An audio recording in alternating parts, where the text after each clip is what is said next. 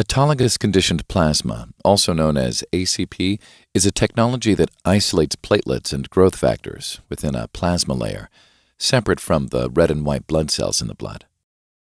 Prior to beginning the process, it is best to break the seal of the two syringes, as shown. The process begins by adding anticoagulant, referred to as ACDA, to the double syringe system. The outer portion of the syringe is pulled back to withdraw the ACDA. If the plasma is going to be used within 30 minutes of the blood withdrawal, the ACDA is not required. A maximum of 16 cc's of blood is drawn by pulling back on the outer portion of the syringe. The Series 2 kit allows for a second syringe to be used. If ACDA is used, gently mix and place in centrifuge. When working with a single syringe, you must use a counterbalance for spin and place opposite the double syringe.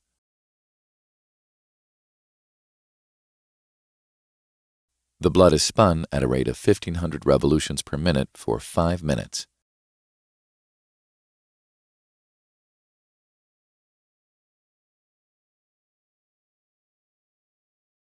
Once the centrifugation is complete, the double syringe is removed from the bucket, taking care not to tip or agitate the separated layers. The yellow plasma layer is then removed by gently pushing down on the outer portion of the syringe while pulling back on the innermost plunger. The inner syringe is then twisted in a counterclockwise direction and removed. A needle or cap is placed on the syringe for use at the point of care. Outside the bloodstream, platelets become activated and release proliferative and morphogenic proteins. These proteins appear to work synergistically to invoke the following benefits: induce proliferation and differentiation of various cell types, such as progenitor cells, osteoblasts, and epidermal cells; enhance modulate production of collagen, proteoglycan, and tissue inhibitor of metalloproteinases, TIMP; stimulate angiogenesis and chemotaxis.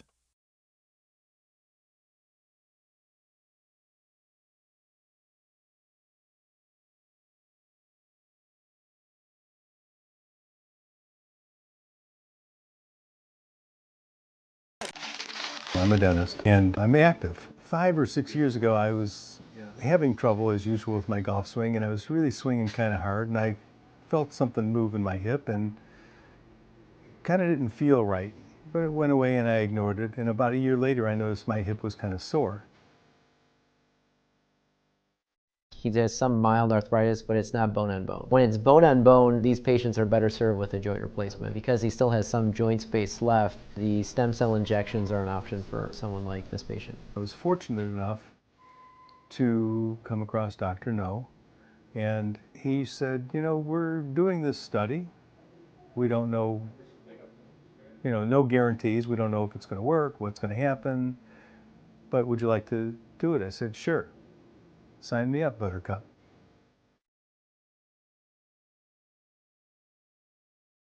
And this has been thought to help stimulate some sort of healing response within the joint itself, as well as pain relieving effect. At this point, we think the most powerful aspect of these stem cells is, one, they have a homing characteristic to it, so they know where the injured tissue is and they're able to find it. The second thing that we think is happening is that they have a bit of a beacon-like attitude to them, so once they do find the injured tissue, they can send out signals to say, all the healing stuff, come towards us. And with that, I think a lot of patients get pain relief, increased function, healing of inflammation, healing of some tissue. We have clinicians who are dedicated to both treat patients clinically and also perform research, both clinical and basic science research. And that combination is very powerful, which is what I think makes Midwest Orthopedics very special. We have the full spectrum of treatment options available to us, whether it's physical therapy, PRP, or stem cells. We're going to do what's best for you. With these injections, it's not going to cure the problem, it's not going to eliminate it. The idea is that if we can improve your symptoms, improve your functionality of the joint, allow you to maintain your level of activity, I think that that's what we're looking for. My pain-free range of motion has increased to where I'm probably at 90–95% of my range of motion. It's just made a tremendous difference in the quality of life that I have.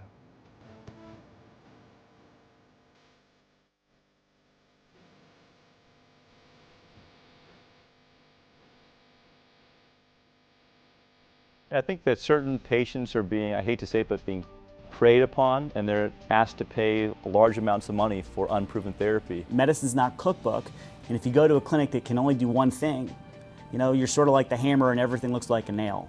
So we're going to individualize and tailor the treatment according to your condition. Ask them to see real results, real studies, real data, rather than just trust the promise that somehow these stem cells are miraculously going to cure your back pain. I think that patients who are interested in seeking alternative therapies have to be willing to ask the difficult questions.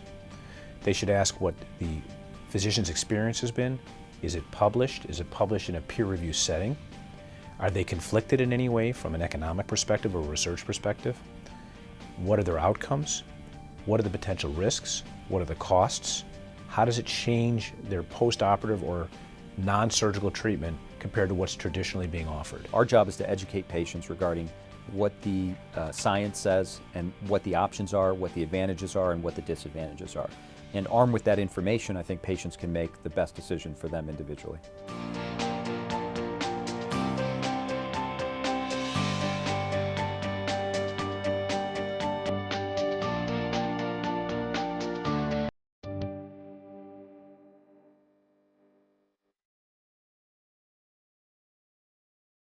Hello, I'm Dr. Brian Cole, and I'd like to provide you an understanding of orthobiologics and how we use them in our clinical practice. We recommend two types of orthobiologic therapy. One is office-based and the other is an adjunct to surgery. Platelet-rich plasma, or PRP, and bone marrow aspirate concentrate, or BMAC, are options that are autologous. They come from you, the patient. PRP is blood-derived and bone marrow aspirate concentrate is bone marrow-derived. It's important to understand that they are both experimental and investigative in nature, and they have an associated out-of-pocket expense that will not be covered by insurance. PRP is a blood-derived product that is prepared in the office or during surgery. 20 cc's of blood are drawn and centrifuged for 5 minutes and injected into the area of interest. PRP does not increase surgical time, prolong the recovery, or require extra sutures. BMAC, or bone marrow aspirate concentrate, is prepared intraoperatively while under anesthesia. 60 cc's of bone marrow is extracted, centrifuged, and injected into the area of interest. This too does not increase surgical time, prolong recovery, or require extra sutures. So why use PRP or bone marrow aspirate concentrate? Both PRP and BMAC have been found to improve symptoms or surgical outcomes in clinical trials and practice. The content of these injections are believed to function much like biologic pharmacies, delivering nutrients, growth factors, and various biologic molecules to a site of degeneration, injury, or surgical repair.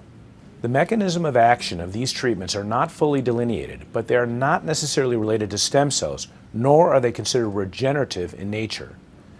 Now, their potential benefits include reduced inflammation and pain, a positive impact on healing, improved surgical outcomes, and some of the conditions that we commonly treat with these orthobiologics include osteoarthritis, cartilage repair and transplantation, soft tissue repair such as repairing the rotator cuff, bone healing, ligament reconstruction, and other surgical procedures.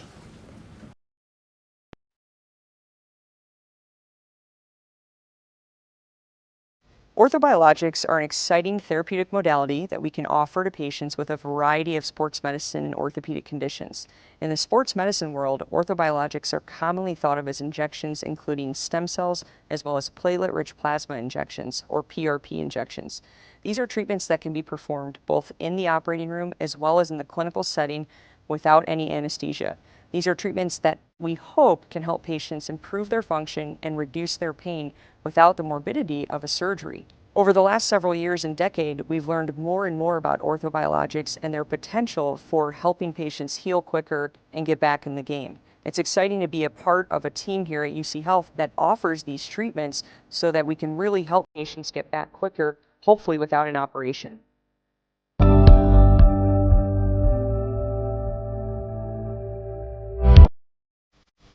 What's most important when considering surgery for rotator cuff tears is that the indications are proper, that you have a full understanding of the postoperative rehabilitation and the anticipated outcomes. Fortunately, most patients who undergo rotator cuff repair have a good or excellent outcome. We currently are actively involved in research investigating adjuncts to rotator cuff repairs with something we call orthobiologics. Now, as a patient, you may be seeing signs for stem cells and platelet-rich plasma, all types of things that profess to sort of rewind the clock and change the structure of tissue. We use orthobiologics such as bone marrow concentrate, which may have stem cells in there. But bone marrow concentrate is actually a source of growth factors that can potentially reduce re-tears. So we focus less on the presence of a stem cell, which in this setting doesn't actually function like a stem cell would, say, in a test tube, but the cells themselves that we can get from bone marrow aspiration, where we take bone marrow through a needle that you wouldn't feel at the time of surgery. We spin it down in a centrifuge to get an elevated aliquot of platelets and cells that produce growth factors, is that they might or could reduce the re-tear rate at 1 year follow-up. There is one highly quoted published study that showed a substantial reduction in re-tear rates by MRI or ultrasound at long-term follow-up after rotator cuff repair when these bone marrow concentrates were used at the time of surgery. We too have completed a study that showed a slight reduction in re-tear rates at 1 year when patients who underwent a previous rotator cuff tear had an MRI to assess the integrity of the rotator cuff. Anecdotally, we believe it might also reduce the postoperative discomfort that patients have. Other than the financial commitment, there is no downside to adding bone marrow concentrate or platelet-rich plasma, an additional source of growth factors, at the time of surgery. This is a discussion that we should have at the time of scheduling your surgery to see if you have a level of interest to utilize this investigational or experimental procedure as a way to potentially reduce re-tear rates and potentially improve the postoperative recovery process.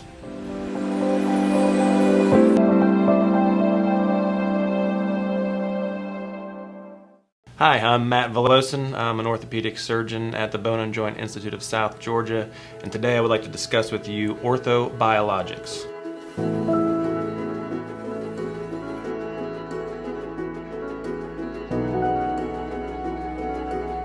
Orthobiologics are a constellation of treatments that we can utilize the patient's own reparative systems, mainly the platelets and the growth factors inside of them.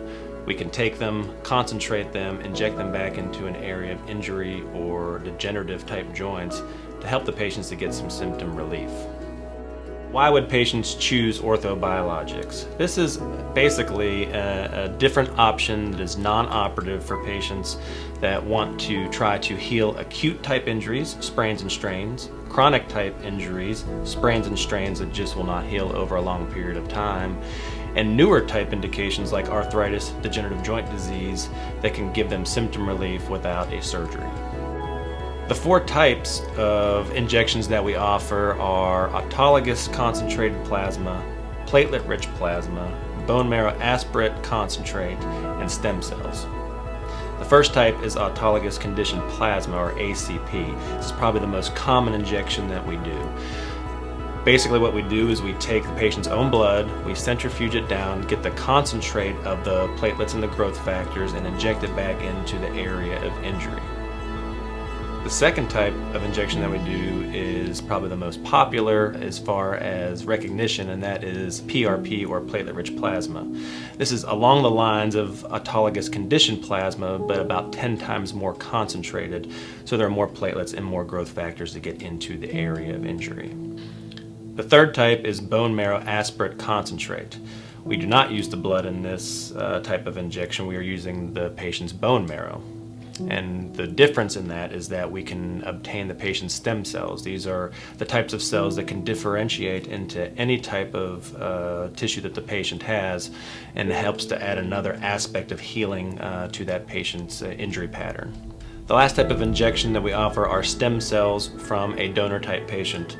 These are indicated in patients that may not have a high enough number of stem cells themselves, where we would need to get more viable stem cells to be able to accurately and appropriately treat the patient's injury pattern. One of the reasons that patients are coming to me and asking for these injections now is that it's not a secret. These types of injections are getting acute injuries healed quicker. They're getting chronic injuries that patients have had for a long time and giving them a viable option besides surgery to get these chronic problems to be resolved. And then, like I had said previously, the newer type of indication is for the arthritic patient. This is a new type of treatment that can be used as another option before we have to go on to big surgeries like joint replacements. My personal experience with orthobiologics started off in 2009. I'm a Pittsburgh Steelers fan, and in the AFC Championship game, Hines Ward sustained an MCL sprain to his knee. That's typically a 6-week injury without being able to return to the field, so I figured he wasn't going to play in the Super Bowl. Well, he got a PRP injection, was better in 2 weeks, and became the Super Bowl MVP. So at that point, I was like, this has got to be something that works.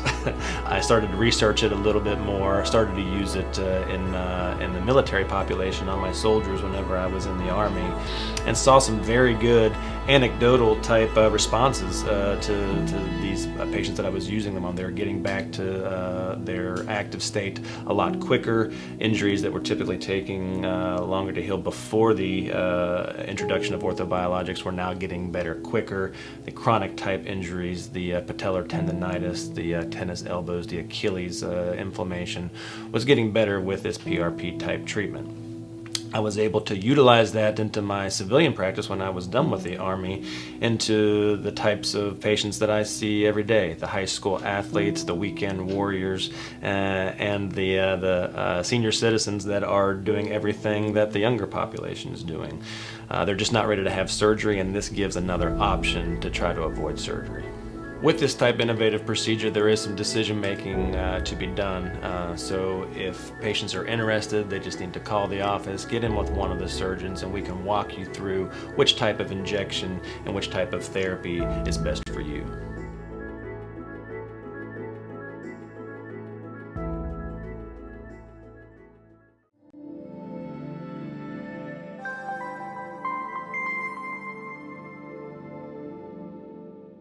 Orthobiologics is a field of medicine that harnesses the power of your natural biology to heal something that's been damaged over time. Inside our cells are all the tools we need to heal ourselves from injury.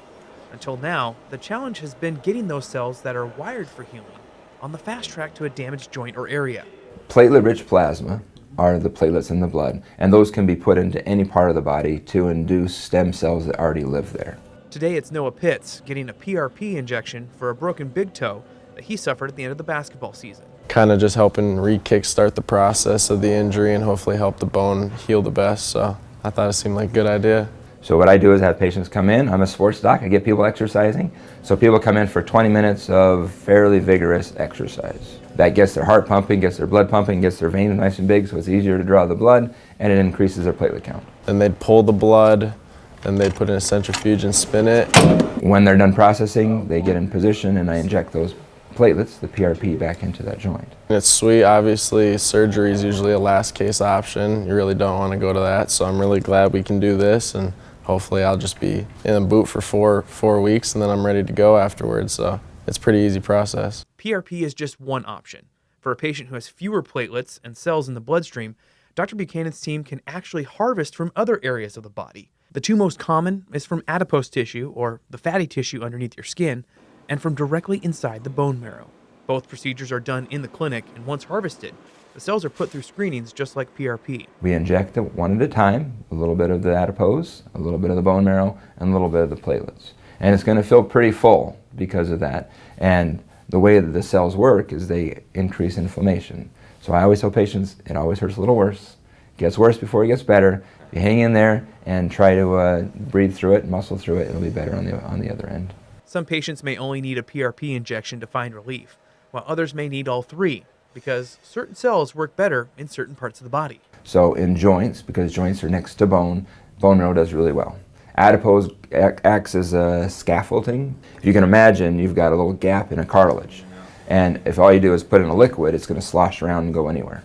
But if you can put something with some substance to it, like adipose, it fills that area in and allows the cells to stay in contact with the diseased cartilage, with the underlying bone, so that it can create a good foundation for the cells to grow. Whether it's a stiff back, sore knee, or broken toe, the science behind orthobiologics and regenerative medicine continues to advance and provide more patients the opportunity for healing and relief.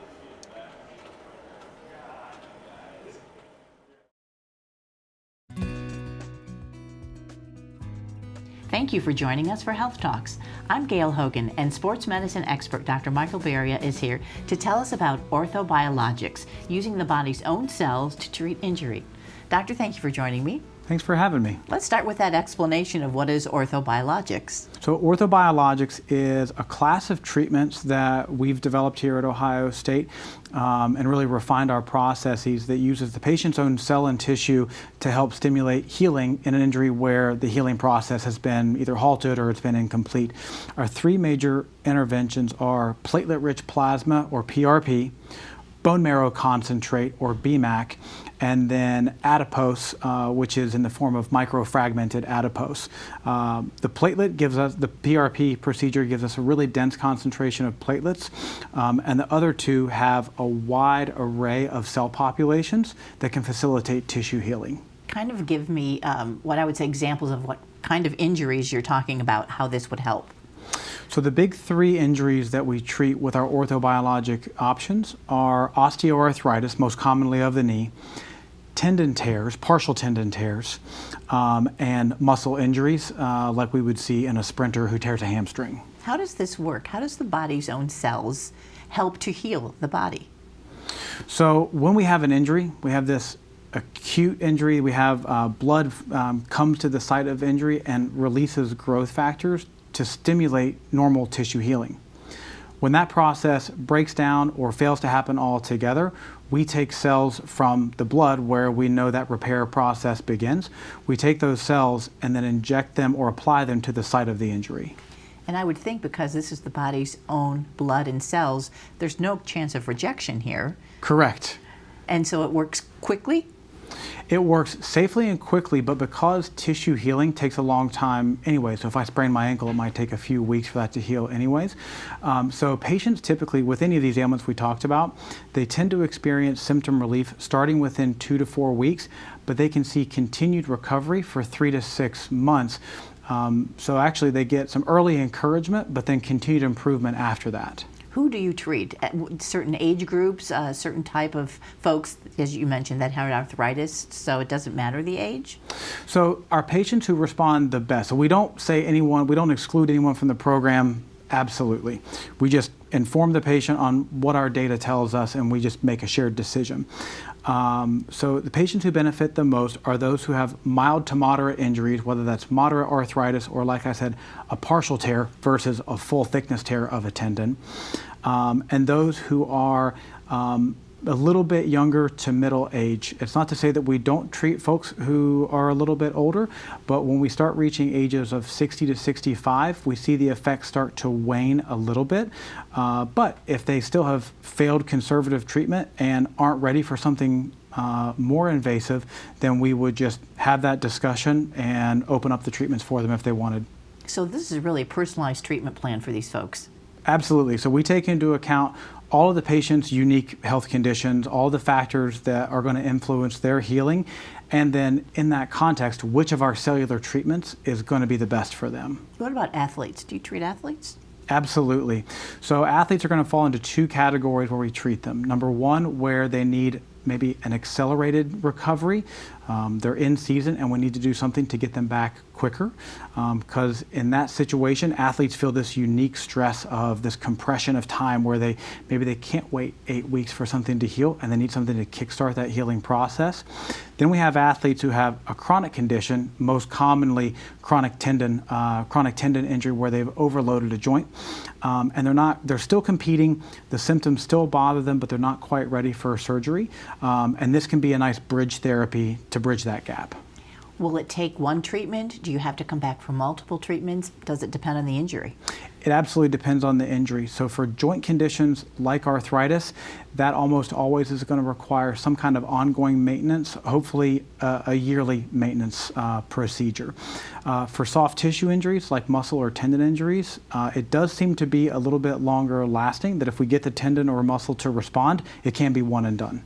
You mentioned that it takes some time in some folks to feel the benefits, but is there downtime to this? So for joint injections, not too much. It's just about 3 to 5 days, and then patients are back at their usual activity. For the soft tissue injuries, they're going to be a little more sore.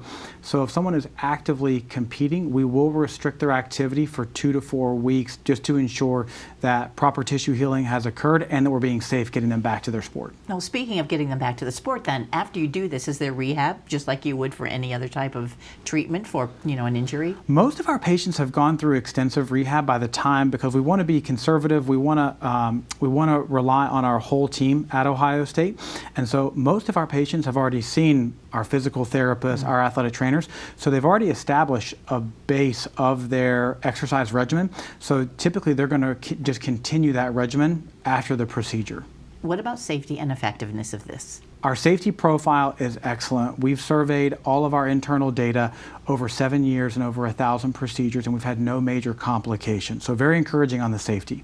In terms of efficacy, how well does this stuff work? When we're just looking at an ailment like knee arthritis, in our clinic, about 80 to 85% of our patients are really good responders. They're very happy with those outcomes. Where can people be treated? Where in Ohio State locations can people find you? So my clinics are the Jamison Crane Sports Medicine Institute, but our providers across the whole sports medicine network within Ohio State, all of us are providing this care.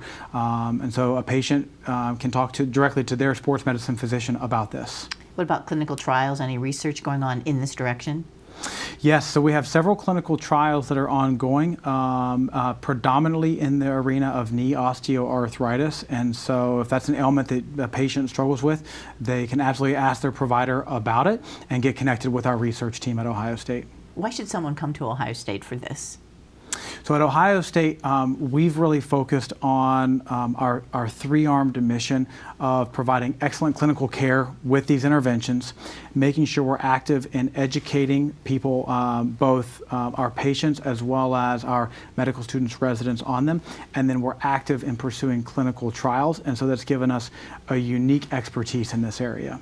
How does it feel to know that you can get somebody back on the football field in a couple weeks and they're a senior and they can compete and it's something that they've worked for their entire life, and had it not been for what you could do, they wouldn't be able to do that? Yeah, it's really encouraging. That's why I went into medicine to begin with. As I was going to sleep for my second knee surgery in college, I said, I can do this. I want to do what this physician is doing for me. I want to reproduce for our athletes, and that's why all of Ohio State sports medicine exists. Great, Dr. Beria. Nice to talk with you. Thank you. And thank you for joining us for Health Talks.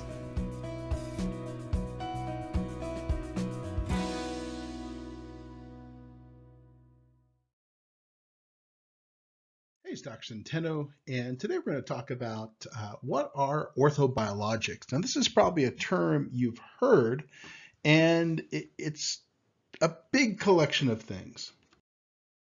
So basically, these are natural substances that can help orthopedic tissues like bone, cartilage, tendon, etc. heal.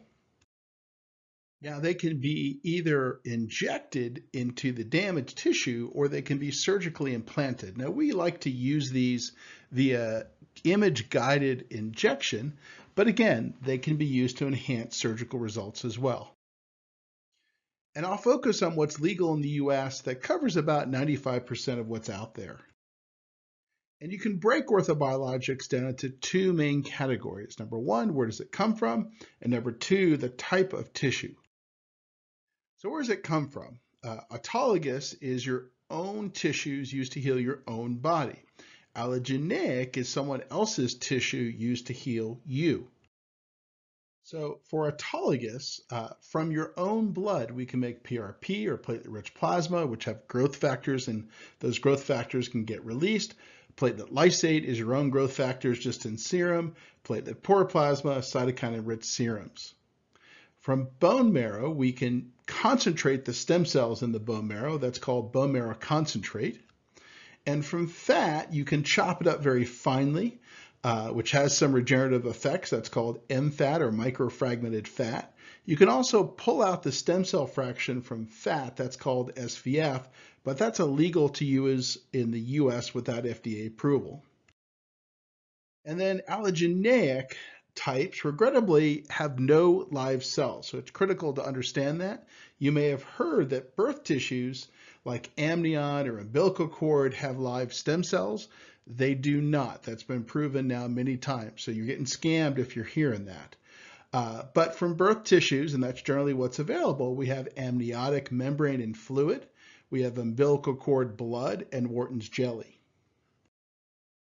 So those are the spectrum of current orthobiologics that are out there. Thanks so much for watching and have a great day. And please take a minute to subscribe because we got lots of great content like this that's constantly coming out.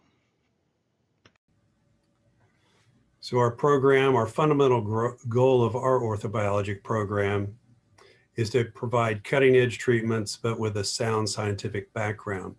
There's a lot of cutting edge treatments that unfortunately are past scientific backgrounds, and we'd kind of like to restrain, pull back, and just offer what's available and what's ethical and what's backed by science. So what are orthobiologic therapies? Orthobiologics use natural tissue-derived products that orthopedic surgeons and others will use to help injuries heal potentially quicker and may delay major surgery such as an arthroplasty or a joint replacement. And what are these substances? Certainly everyone has heard of cells. There's different components that make up different tissues and liquids of our bodies, including proteins, glycoproteins, complex carbohydrates. These are all natural to our body. When orthobiologics are used, they may enhance the healing process by decreasing inflammation, decreasing pain, stiffness, and then allowing the patient's ability to improve function. Who might benefit from this type of therapy? For my patients, most of them are patients with osteoarthritis. So osteoarthritis is the degenerative form of arthritis. So we're not talking about rheumatoid arthritis, psoriatic arthritis, etc. This is the wear and tear arthritis that it's the most common, affecting over 52 million people in the United States. So with this, what type of patient with osteoarthritis? Certainly you can see the patient with a partial knee replacement. I have a partial knee and a full knee in me, and I wanted to try to avoid those as long as possible. But unfortunately, if you're bone on bone, those patients don't do as well with these types of tissues. Let me see if I can. So in this example to the left, that's a full knee replacement that certainly a lot of people would like to avoid, and I can understand that. On the right, you can see one has a partial knee and one does not. If the one that does not have any metal or plastic in it, you can see the joint space is narrowed, but there's still a joint space. So we would call that moderate osteoarthritis. So if you have some remaining joint space, the potential for improving after these types of treatments is much better. If you have bone on bone changes, then the probability of having a significant improvement is not zero, but it's much lower, as some of the pain is actually coming from the bone and not from the surrounding tissues that are the ones that are most responsive. What are other types of treatments? Tendonitis and soft tissue injury. Certainly tendonitis is very common. I see at the knee, quadricep tendonitis. In this case, this is an example of patellar tendonitis. You can see the bone that's in front of the femur. That's the patella. And attaching to that, there's a dark tissue. And then at the top of the dark tissue, there's an area of whiteness. That whiteness is deterioration of the tendon.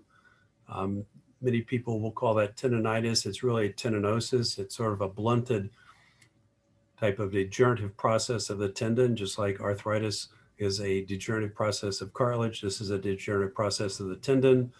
The body tries to actually restore it and regrow, and it is a muted, blunted response, and it's just scar tissue. So these patients with this type of prolonged or chronic tendonitis are typically not going to respond to physical therapy and oral anti-inflammatory medications. Now, whether or not a single injection into this area is going to have a positive response is still under study. There's been multiple studies, and there are positive and negative studies, but if you look at the risk-reward ratio, attempting some type of a biologic intervention before going to surgery I think most people would opt for that. Certainly stay tuned because there are ongoing studies. And as you'll see, all the different treatment options are not the same, just as all PRP is not the same. So here are the options. We're going to go through these.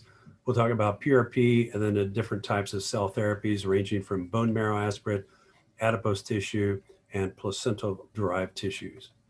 So PRP, that's extremely common. You see that advertised on TV, and PRP is not PRP. What do I mean by that? You have to be very specific on how it's prepared, because the two main broad categories, one is if there are less platelets, and another one is if there are more platelets. And the second is how many white cells are in them. They've found, at least for most of the studies that are involved with osteoarthritis, it's important to have fewer white cells, as the white cells can cause inflammation. So it's not as important for osteoarthritis to have very, very large numbers of platelets, but it is important to have fewer white cells. And so for our osteoarthritis patients, we will use a preparation that has increased platelets, but not as much as another prep. So increased platelets and very few white cells. So these are ones in the orthopedic literature would show that they have a positive response for treating osteoarthritis symptoms. Does it regenerate tissue? No, but it does improve symptoms. Symptom relief is typically on the order of 6 months, could be 4 months, could be 8 months. And how is it working?